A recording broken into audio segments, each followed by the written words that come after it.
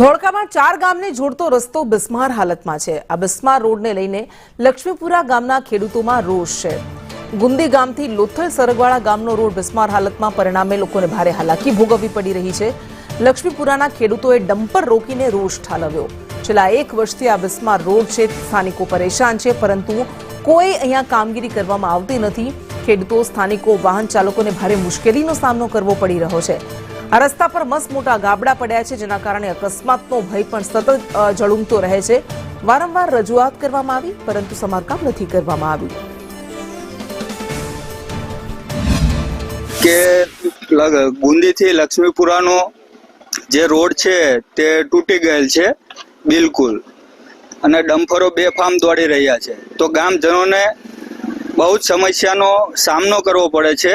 અમારી મુશ્કેલી એ છે કે રાત્રે આ લોથલનું સમારકામ ચાલુ હોવાથી રોડનું સમારકામ હાલમાં ચાલુ કર્યું નથી। 3 દિવસ 4 દિવસ પહેલા ડમ્પર રોક્યા હતા, છતાં કોઈ નિવારણ આવ્યું નહીં, એટલે અમે ગામ લોકોએ ભેગા મળી અને બીજી વાર ડમ્પર રોકવાનું શરૂ કર્યું છે। સરગવાળા રોડ બહુ ખરાબ થઈ ગયો છે।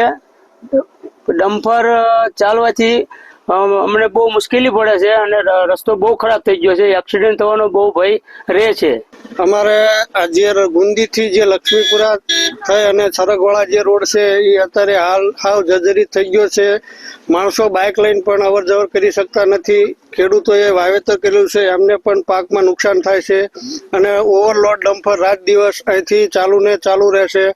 અમે RNB માં રજૂઆત કરી, છતાં પણ એવડા લોકો કોઈ વસ્તુ